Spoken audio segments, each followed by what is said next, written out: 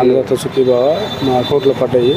నిజంగా నారా చంద్రబాబు నాయుడు గారికి ఎంతో మేము రుణపడి ఉంటాము ఒక రైతుగా. ఎందుకంటే రాష్ట్రం ఆర్థికంగా ఎంతో ఇబ్బందిగా ఉన్నప్పటికీ కూడా రైతు ఇబ్బందిని అతను ఇబ్బందిగా ఫీల్ అయ్యి ప్రతి రైతు కూడా ఇబ్బంది పడకూడదనే ఆలోచనతో మా అకౌంట్లో నిజంగా ఈరోజు 7,000 రూపాయలు మాకు వేశారు. నిజంగా మేము ఈ కూటమి ప్రభుత్వానికి అలాగే ఈ ప్రభుత్వానికి ఈ రైతులుగా మేము ఎంతో రుణపడి ఉంటాం.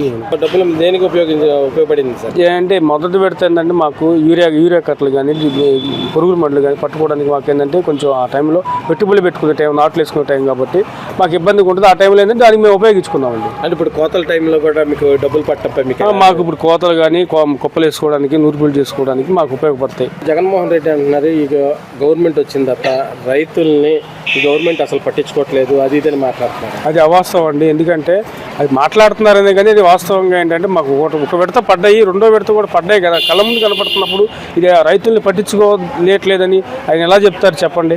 అది అవాస్తవం. అది ఏంటంటే ప్రతిపక్షంలో ఈ ప్రభుత్వం మీద ఏదో బురద చల్లాలనే ఆలోచన తప్ప ఇక వేరే ఆలోచన ఏమీ లేదండి. ప్రభుత్వం వారు ఏంటంటే ధాన్యం కొనుగోలు చేయటం, అలాగే డబ్బులు ఇవ్వటం కానీ ధాన్యం కొనుగోలు కూడా 24 గంటల్లోనే మాకు డబ్బులు రావటం కానీ కొనుగోలు కానీ మొత్తం జరిగిపోతుంది. ఇదివరకు ఏంటంటే మేము ధాన్యం చెక్ చేయటం, మళ్ళీ కొనడానికి మళ్ళీ డబ్బులు చెల్లించకుండా మేము తిరిగి చాలా రోజులు ఇబ్బంది పడిన దాఖలాలు చాలా ఉన్నాయి. నిజంగా బాబు గారు, మీకు చంద్రబాబు నాయుడు గారు, మేము రైతులందరం కూడా నిజంగా అన్నదాతలకు మీరు ఈ విధంగా అండదండలుగా ఉండి మాకు సరైన రెండోసారి కూడా మాకు అనుకున్న విధంగా రాష్ట్రం ఆర్థికంగా ఎంత ఇబ్బందులు ఉన్నప్పటికీ కూడా మా బాధను మీరు అర్థం చేసుకొని మీరు మా అకౌంట్లో డబ్బులు వేసినందుకు నిజంగా బాబు గారికి ధన్యవాదాలు చెప్పుకున్నామండి రైతుగా.